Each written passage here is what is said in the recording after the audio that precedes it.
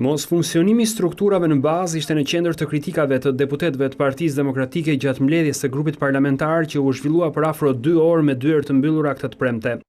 Disa prej deputetëve mësohet të mos i kenë kursyer kritikat për procesin e analizës që po bëhet në degët e partive në rrethe, si dhe sjelljen e krerëve lokal. Sipas tyre, disa prej krerëve të rretheve po i shmangen procesit të analizës, duke anashkaluar edhe konsultat me ta për një sër vendimarrjesh. Ish nënkryetaria e Demokratëve, Josefina Topalli, e ka vënë theksin jo vetëm tek problematika në mos funksionimin e strukturave në bazë, por edhe në qendër, duket se kritikën e saj zonja Topalli e ka adresuar mbi kryetarin e partisë dhe strukturat drejtuese, teksa ka kërkuar që partia të funksionojë me rregulla, gjë që sipas saj duket se kanë çeduar pasi prej 3 javësh nuk është mbledhur grupi parlamentar. Me shqetësim Topalli mësohet këtë folur edhe për krerët lokal, duke kërkuar që të mos anashkalohet e shkuara e disa prej drejtuesve, pasi sipas saj ka kryetar degësh të cilët kanë shitur zgjedhjet në 2013.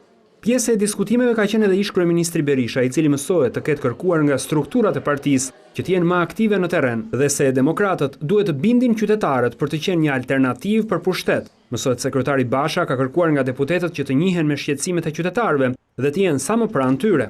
Kreu i Demokratëve nuk dha detaje nga mbledhja para gazetarëve.